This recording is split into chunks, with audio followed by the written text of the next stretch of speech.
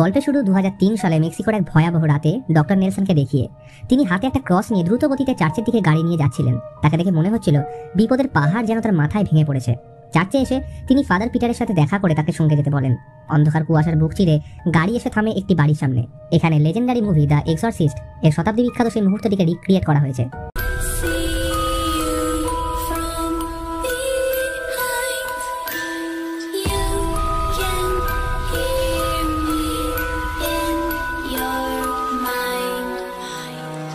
Peter ঘরে ঢুকলে একটি পজেসড মেয়েকে হাত পা বাঁধা অবস্থায় খাটের উপর শুয়ে থাকতে দেখে।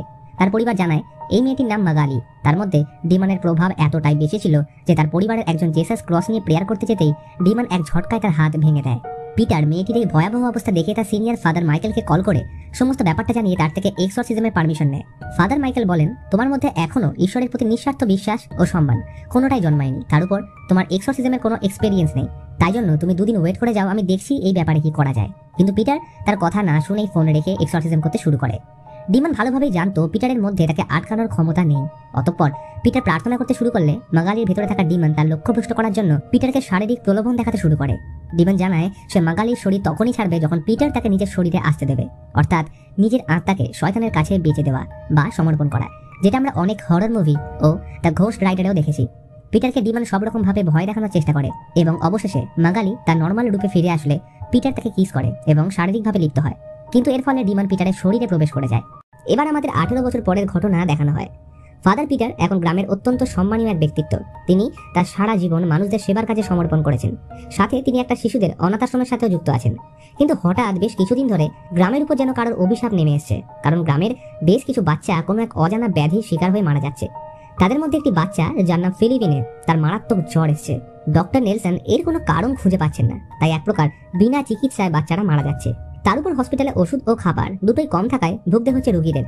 সমস্ত ঘটনা দেখে পিটারের মনে হয় এইগুলো সব তার পাপের ফল, যেটা 18 বছর আগে সে করেছিল। তাই জন্য তার উচিত বিশপের কাছে ক্ষমা চাওয়া। কিন্তু এটা শুনে নেলসন বলে, যা হয়েছে সবটাই কাকতালীয় এবং পজেশনের ঘটনায় বশবর্তী হয়ে করা একটি কাজ। এটা নিয়ে সারা জীবন আক্ষেপ করার মতন কিছু নেই। কিন্তু পিটার বলে, তুমি যাই বলো, এতে আমার পাপ কোনোদিন কমবে না। অতঃপর পিটার বিশপের সাথে দেখা করে মাগালির রেকর্ডেড এক্সরসিজমের ক্যাসেট তাকে দেন, যার মধ্যে মাগালির সাথে ঘটে যাওয়া শুরু থেকে শেষ অবধি প্রতিটা ঘটনা এবং পিটারের কৃতকর্ম সবটাই ছিল। এই ক্যাসেটের বদলে বিশপ হসপিটালের জন্য পরিমাণ মতন ওষুধ ও খাবার সাপ্লাইয়ের টাকা দিয়ে ক্যাসেটটা নিজের কাছেই লুকিয়ে রাখেন। তো এবার পরিমাণ মতন অর্থ পাওয়ার পর পিটার বাচ্চাদের জন্য ওষুধ ও খাবারের বন্দোবস্ত করে দেয়।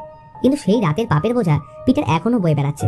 যতই গ্রামের মানুষ তাকে সাধু বলে ভাবে না কেন, নিজের বিবেকের কাছে সে প্রতিনিয়ত পাপে জর্জরিত হচ্ছে। রাতে প্রেয়ার করার সময় পিটার কিছু আওয়াজ শুনতে পেলে খেয়াল করে চার্চে রাখা জেসাসের মূর্তিটা উধাও হয়ে গেছে আর মাটিতে পড়ে আছে রক্ত। তিনি রক্তের ফোঁটা অনুসরণ করে কিছুটা এগোলে দেখেন ঘরের অন্ধকার দেওয়ালের কোণে একটা লোক দাঁড়িয়ে কাঁদছে। পিটার তার দিকে লক্ষ্য করে কিছুটা এগোলে হঠাৎ লোকটি ফিরে তাকালে পিটার চমকে ওঠে, কারণ এটা কোনো সাধারণ লোক নয়, বরং এভিল জেসাস। এটা দেখা মাত্রই সে ভীষণ ভয় পেয়ে চমকে উঠলে আমরা দেখি পিটারের ঘুম ভাঙতে, অর্থাৎ সে দুঃস্বপ্ন দেখছিল। সেই রাতেই আমাদের একটি জেলের ঘটনা দেখানো হয়, যেখানে একটি লোক জেলে বন্দি এক মেয়ের জন্য খাবার নিয়ে আসলে মেয়েটি লোকটির আঙুল ছিঁড়ে খেয়ে ফেলে। মেয়েটা চিৎকার করে একটাই কথা বলছিল, আমি ফাদার পিটারের সাথে দেখা করতে চাই। এবার জেলের কর্মকর্তা পিটারকে ফোন করে সমস্ত ঘটনা জানালে তিনি নেলসন সহ জেলে এসে মেয়েটির সাথে দেখা করে। মেয়েটি খুনের দায় জেল খাটছে, কারণ সে নাকি একটা লোককে গলায় দড়ি দিয়ে ঝুলিয়ে দিয়েছিল। কিন্তু পরে জানতে পারা যায় লোকটির ঘাড় আগেই ভেঙে মৃত্যু হয়েছিল। জেলের কর্মকর্তা জানান মেয়েটির নাম এসপেরেঞ্জা, এবং অবাক করার মতন বিষয় হলো সে বিগত 2 সপ্তাহ ধরে খাবার খাচ্ছে না। পিটার তাকে দেখলে জানায় মেয়েটির মধ্যে 4 জন আত্মার ভর রয়েছে। এসপেরেঞ্জা হেসে বলে, পিটার তুমি আমায় চেনো, তোমার সাথে আমার আগেও দেখা হয়েছে কি তাই না? আসলে এটা সেই ডিমন যেটা আমরা মুভির শুরুতে দেখেছি। এসপেরেঞ্জা তাকে মাগালির এক্সরসিজমের কথা মনে করিয়ে দিলে পিটার মাথা নিচু করে বেরিয়ে যায়। বাইরে এসে পিটার জেলের কর্মকর্তাকে জানায়, আমি এই এক্সরসিজম করতে পারবো না, কারণ আমি দ্বিতীয়বার ওই একই ভুল করবো না। আর তখনই এসপেরেঞ্জার মা সেখানে আসলে এই মুভির প্রথম টুইস্ট রিভিল হয়, কারণ তার মা আর কেউ নয়, স্বয়ং মাগালি। আসলে ডিমন পিটারের ভেতরে যাওয়ার পর সে মাগালিকে প্রেগনেন্ট করে দেয়, যার ফলে জন্ম নেয় এসপেরেঞ্জা।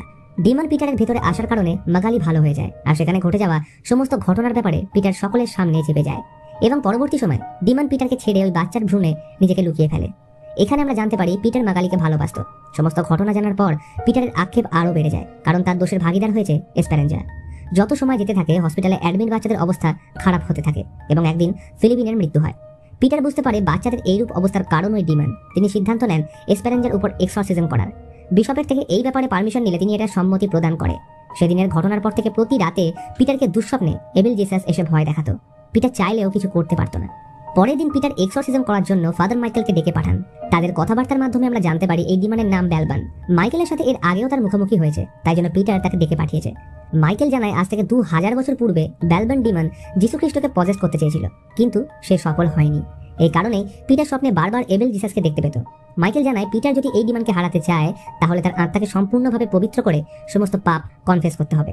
সেই রাতে সিস্টার যখন প্রে করছিল তখনই হঠাৎ খেয়াল করে সামনে থেকে মাদার মেরির মূর্তিটা উধাও আর মেঝেতে রক্তের ফোঁটা পড়ে আছে। সিস্টার রক্তের পথ অনুসরণ করে গেলে সামনের মেঝেতে একটা সাদা কাপড় পড়ে থাকতে দেখে, যার মধ্যে একটা মৃত বাচ্চা রাখা ছিল। এটা দেখে পিছন ফিরতেই সিস্টার এভিল মাদার মেরিকে দেখতে পায় আর তৎক্ষণাৎ সিস্টারকে তিনি অন্ধকারে টেনে নিয়ে যায়। অন্য রুমে বাচ্চারা কিছু অদ্ভুত আওয়াজ শুনতে পেলে ভয় দরজা বন্ধ করে দেয়, কিন্তু দরজার অপর প্রান্ত থেকে কেউ একজন ভয়ঙ্কর গলায় বলে ওঠে, এখন খেলার সময়। আর দরজা হঠাৎ খুলে গেলে ঘরে প্রবেশ করে পজেসড সিস্টার।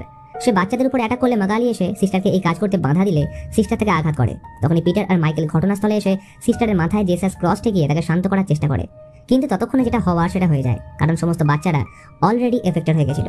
অতঃপর পিটার এবং মাইকেল এসপেরেঞ্জার সাথে দেখা করতে যায়। মাইকেল ডিমনকে উদ্দেশ্য করে বলে, তুমি ঈশ্বরের কাছে তুচ্ছ নরকের কীট, তোমার কোনো ক্ষমতা নেই। ডিমন সব শুনে তার ক্ষমতা মাইকেলের উপর প্রয়োগ করলে তার দম বন্ধ হতে শুরু করে আর পরক্ষণেই মাইকেলের উপর অ্যাটাক করে তার একটা কান ছিঁড়ে নেয়। ঘটনা আয়ত্তের বাইরে যেতে দেখলে পিটার প্রার্থনা করতে শুরু করে, কিন্তু তার কোনো প্রভাব কার্যকরী হচ্ছিল না। ততক্ষণে জেলেবন্দি প্রত্যেকটি মেয়ে পজেসড হতে শুরু করে। তাদের মধ্যে একজন নিজের মাথা দেওয়ালে ঠুকে মারা যায়।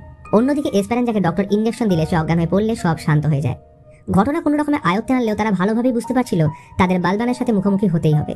এবার পিটার ও মাইকেল কর্মকর্তাকে বলে জেল খালি করতে, কারণ জেল ফাঁকা থাকলে ব্যালবান কাউকে পজেস করতে পারবে না। কিন্তু জেলার বলেন এটা কোনোভাবেই সম্ভব নয়। তখন পিটার তাকে সতর্ক করে বলে তাদের যদি সরাতে না পারেন তাহলে হয়তো ওদের মৃত্যুও হতে পারে। জেলার রাজি না হলে ডক্টর নেলসন অন্য একটি উপায় দিয়ে বলেন, আমি না হয় প্রত্যেকটি মেয়েকে ইনজেকশন দিয়ে অজ্ঞান করে দেবো। তো প্ল্যান অনুযায়ী সেটাই করা হয়, কিন্তু আমরা এখানে খেয়াল করি একটা মেয়ে ঘুমোয়নি, বরং সে চাবি চুরি করে তার কাছে রেখে দিয়েছে, অর্থাৎ তারা আগেই পজেসড হয়ে গেছিল। ফলে তাদের কারোর উপরে ইনজেকশনের কোনো এফেক্ট হচ্ছিল না। এবার মাইকেল পিটারকে এক্সরসিজম পারফর্ম করতে বলে সতর্ক করে, যাতে সে আগেরবারের মতন ব্যালবানের প্রলোভনের শিকার না হয়। এছাড়া নিজের মনকে সম্পূর্ণরূপে পবিত্র করে ঈশ্বরের প্রতি অগাধ বিশ্বাস আনতে বলে, যেন ব্যালবানের সামনে সে যদি একাও দাঁড়ায় তখন যেন সে নিজেকে ভগবানের প্রতিরূপ বলে মনে করে। এবার দুজন নিজেদের প্রস্তুত করে এসপেরেঞ্জার রুমের দিকে যেতে গেলে পুরো জেলের কারেন্ট অফ হয়ে দরজা বন্ধ হয়ে যায়। অন্যদিকে নেলসনের সাথে যে গার্ড ছিল তাকে কিছুক্ষণ পর নেলসন মৃত অবস্থায় দেখতে পায়। সে লক্ষ্য করে অপর প্রান্তে একটা মেয়ে দাঁড়িয়ে কাঁদছে, আর তখনই জেলের প্রতিটা দরজা খুলে যায়। নেলসন দেখে মেয়েটি নিজেই নিজের হাত আঁচড়াচ্ছে, আর তখনই এসপেরেঞ্জা এসে নেলসনের উপর অ্যাটাক করে। এদিকে পিটার নেলসনকে খুঁজতে এলে তাকে মৃত অবস্থায় উদ্ধার করে। মৃত্যুর আগে নেলসন তাদের বলে যায় বাঁচতে চাইলে এখান থেকে পালিয়ে যাও, আর তখনই জেলের বাকি মেয়েরা তাদের উপর অ্যাটাক করতে এগিয়ে আসে। মাইকেলের প্রেয়ার তাদের উপর কাজ করলেও পিটার এটা করছিল না। এর মধ্যে ব্যালবান একটি মেয়েকে পজেস করে মাইকেলকে মারতে চেষ্টা করে, কিন্তু কোনো রকমে সে নিজেকে বাঁচিয়ে নেয়। মাইকেল রেগে পিটারকে জিজ্ঞেস করে, তোমার মধ্যে এমন কি পাপ লুকিয়ে রেখেছো? যদি এখনো বাঁচতে চাও তাহলে নিজের পাপ ঈশ্বরের কাছে কনফেস করো। পিটার চেঁচিয়ে বলে, আমি জানি আমি ব্যালবানকে আটকাতে পারবো না, কিন্তু তুমি তো পারবে, কারণ তুমিই বলেছিলে এর আগে তুমি ব্যালবানকে আটকেছো। এবার এইখানে রিভিল হয় আরেকটি রহস্য। মাইকেল জানায়, এক্সরসিজম করার সময় আমি যখন ব্যালবানের মুখোমুখি হয়েছিলাম তখন নিজেকে বাঁচানোর জন্য আমি তার সাথে আত্মার বিনিময় করি, যার কারণে আমি এখন এসপেরেঞ্জার শরীর থেকে তাকে বের করতে পারবো না। আর এটা বলেই মাইকেলের মৃত্যু হয়। অতঃপর কোনো উপায় না থাকায় পিটার ক্যামেরার সামনে নিজের পাপ কনফেস করে সেটা বিশপকে পাঠিয়ে দেয়। পিটার জানতো এই ঘটনার পর হয়তো চার্চ তাকে বহিষ্কার করবে, কিন্তু এটাই এখন করণীয়। এবার যেহেতু সমস্ত দোষ পিটার কনফেস করে নিয়েছিল, যার ফলে তার প্রেয়ার অনেক বেশি পাওয়ারফুল হয়ে যায় এবং সেটার এফেক্ট পজেসড মেয়েদের উপর হচ্ছিল। কিন্তু তখনই পিছন থেকে এসপেরেঞ্জা এসে তার মাথায় আঘাত করে অজ্ঞান করে দেয়। এরপর জ্ঞান ফিরলে তিনি নিজেকে চেনে বন্দী অবস্থায় দেখেন। তার সামনে ছিল ব্যালবান। সে পিটারকে বলে তার ভিতর থেকে ঈশ্বরের প্রতি বিশ্বাসকে যেন সারা জীবনের মতন মুছে দেয়, যাতে সে নিজেকে তার শরীরে প্রতিস্থাপন করতে পারে। কিন্তু পিটার তার সর্বশক্তি দিয়ে প্রার্থনা করতে থাকে, আর ওদিকে ব্যালবান সহ বাকি মেয়েরা তার প্রার্থনাকে উল্টো করে পড়তে শুরু করে। চলতে থাকে ঈশ্বর ও শয়তানের অস্তিত্ব নিয়ে সংগ্রাম। সে বুঝতে পারে পিটার আগে থেকে অনেক বেশি মনের দিক দিয়ে সাহসী হয়ে উঠেছে, তাই ব্যালবান একে একে হসপিটালে অ্যাডমিট বাচ্চাদের মারতে শুরু করে। সিস্টার অনেক চেষ্টা করে তাদের বাঁচাতে, কিন্তু তার পথ আটকে দাঁড়িয়েছিল এভিল মাদার মেরি। পিটার কোনো উপায় খুঁজে পায় না তাকে আটকানোর, আর তখনই ব্যালবান এসপেরেঞ্জার শরীর ছেড়ে দিতে রাজি হয়ে যায়, কিন্তু একটা শর্তে। সে এসপেরেঞ্জাও বাকি বাচ্চাদের ছেড়ে দেবে, কিন্তু পিটারের শরীর ও মন থেকে ঈশ্বরের অস্তিত্বকে সম্পূর্ণরূপে মুছে ফেলতে হবে। অসহায় পিটারের মাইকেলের কথা মনে পড়ে যায় যে যতই যা কিছু হয়ে যাক তুমি কিছুতেই ব্যালবানের সাথে ডিল করবে না, কিন্তু তার কাছে কোনো উপায় ছিল না। তাই পিটার নিজের মেয়েকে বাঁচাতে ডিমনের সাথে ডিল করতে রাজি হয়ে যায়, আর তখনই ব্যালবান এসপেরেঞ্জার শরীর ছেড়ে চলে যায়। এরপর সময়ের সাথে আমাদের দেখানো হয় যে সবকিছু ঠিক হয়ে গেছে, এসপেরেঞ্জা একদম ভালো হয়ে গেছে, আর গোটা গ্রামবাসী পিটারকে ভগবান প্রদত্ত সন্ন্যাসী রূপে সম্মান করতে থাকে। অতঃপর এসপেরেঞ্জা পিটারকে জড়িয়ে ধরে, আর তখনই আমরা একটা জিনিস লক্ষ্য করি, এসপেরেঞ্জা পিটারের হাত ধরতেই তার হাত পুড়ে যায়। আসলে ব্যালবান এসপেরানজাকে ছেড়ে পিটারের শরীরে প্রবেশ করেছিল, যার প্রমাণ হিসেবে তার চোখের মণির রং আমরা চেঞ্জ হতে দেখি। আর এইখানে রিভিল হয় আরেকটি রহস্য, যে চার্চের বিশপ নিজেই শয়তানের পূজারী। এই কারণে তিনি পিটারের কনফেশনের ভিডিও পাওয়ার পরেই সেটা ডিলিট করে দেন, ফলে সেটা ভ্যাটিকান চার্চের কাছে কোনোদিনই পৌঁছয়নি। কিন্তু সে যে কথায় আছে, ঈশ্বর সর্বত্র ও সর্বদা আছেন, তার ব্যতীত আমাদের কোনো অস্তিত্ব নেই।